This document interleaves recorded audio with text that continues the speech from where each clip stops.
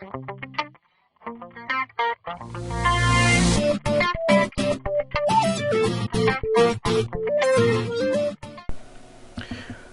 so it's Joe here again. And like I said, I'm gonna start making more videos now that I got a mic and everything. My videos won't be at top notch until I do get a new computer. Like, a lot of people are starting to ask me, how are you playing RuneScape? And I tell them I got frames per second of 1 and 2. Like, to me, honestly, I don't know how I'm playing. I barely get to. Like, every town I teleport to, I end up crashing completely. And a lot of people are just like, dude, I couldn't play on that type of computer. I just quit RuneScape. But, like, you know, I've been in Iraq for 4 years, and RuneScape was my life growing up. Like, I remember playing this game and watching Dragon Ball Z back when I was just a little one. And I'd say that was probably back in, what, 1999 when RuneScape Classic Beta was released from Devious MED. I'm not sure. I know for sure, though, I started playing RuneScape beforehand when it was known as Devious MED. There was only 300 people on there.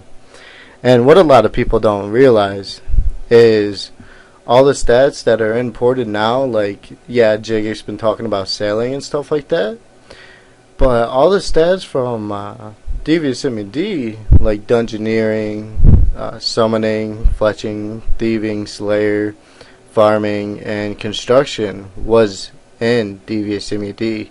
There was a bunch of other good stats in there too that Jagex is trying to put into RuneScape 2. Back in RuneScape Classic for the first couple of weeks, actually more than a couple of weeks, first couple of months, we didn't have fletching, we didn't have thieving, and it literally would say coming soon.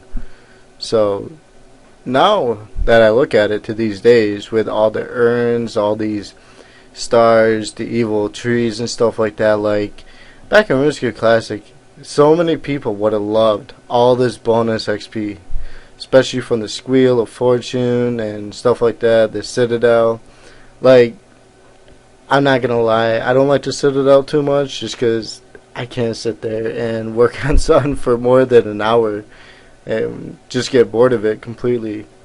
So I end up going to something else. Like, someone's like, you just got a short attention span. I'm like, no, I just don't want to sit in front of a tree and chop little roots when I could be out either chopping yew logs or magic logs, something good, you know, making money instead of like wasting. So now if I had mining in the Citadel, I wouldn't mind doing that. Like, I do need to get my mining to 76 for Ritual the Majoret. I'm still trying to get all my quests done. Like, I used to have all the quests done. I used to have all the music done on my RuneScape account. But quitting for 4 years, I kind of screwed it up. Like, right as I left, the day I left for Iraq, the quest Avoid Dances or something like that ended up coming out. So I really had no choice to miss quests. Like, the only 2 quests I have left is a Clockwork Syringe and the Ritual of Majoret. And this is one thing a lot of people aren't getting with the new quest giving 2 Squeal of Fortunes per quest, is if Jagex was to reimburse everybody in RuneScape the 2 Squeal of Fortune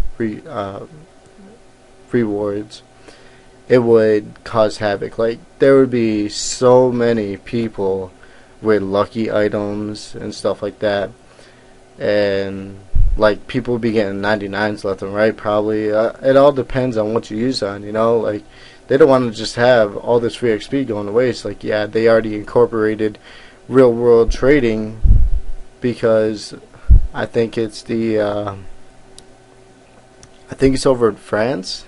They don't allow gambling. I'm not fully sure. I could look into that.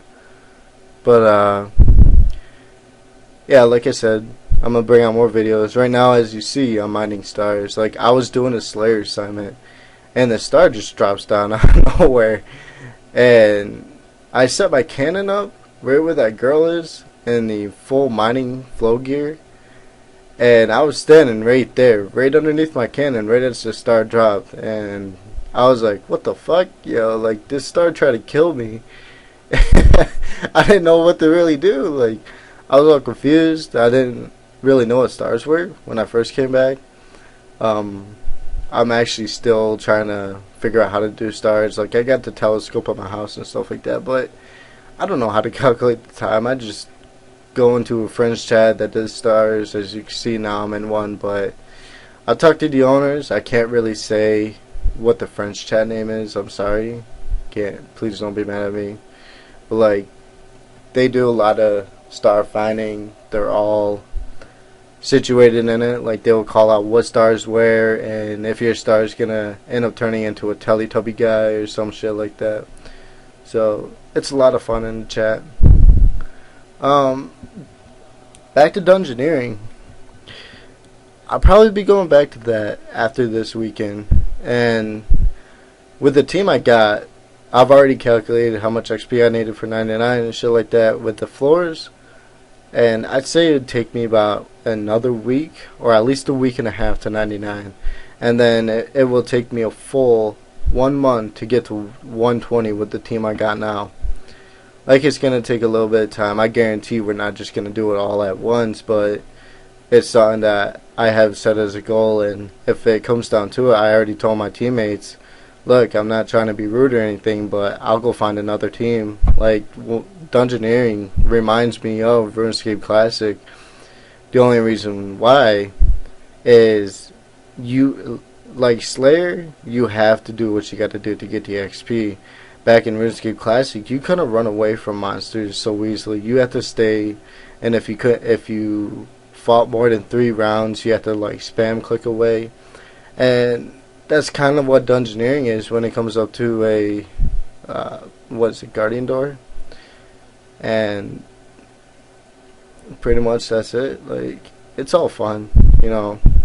Like it's not much like RuneScape Classic skill, but it kind of is, because you got to finish off the floor, do what you got to do to fully get the XP from the floor. Like one day I was only 2k XP from level 87 dungeoneering, and one of my friends private chat me. They're like, "Hey, do you want to do an occult floor?" I'm like, "Yeah, sure, let's do it up." And I was doing a star then. That's kind of what made me think of all this, is when I was doing these stars. I ended up going to Danaheim, leaving the star I was mining, not to find out that stars are actually good money after you do them a certain amount of times. And the people I did the dungeon with, they did a full clean for. Like they killed every single door, every single dead end no key. Like it was ridiculous, and I was only 1k from a level. Like I was so pissed that day. I didn't go to dungeoneering for a week. Like I probably should have been 95 by now, and I just got so mad. Like who would want to sit there for a full 2.5 hours killing every single monster? Like yeah, I got no deaths. I had 125k XP from it, but that's like 3 occults I could have done right there within a good 15 to 20 minute ratio.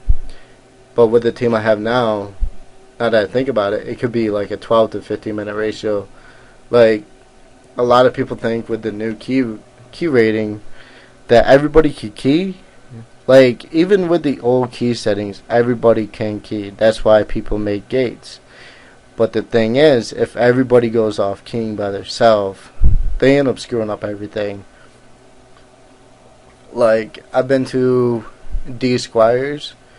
Yeah, they're a good clan, well, French Tech clan to learn dungeoneering from, but also bad. You will meet some good people from there. But the reason why I say they're bad is they don't teach you how to dungeoneer like they're supposed to. They teach everybody to key with the new system. If you have one designated keyer that's consistently running around the full map, and you got the 4 tankers that are just doing Guardian Doors, then you'll get a floor done fast. And this is one thing I love about what people tell me.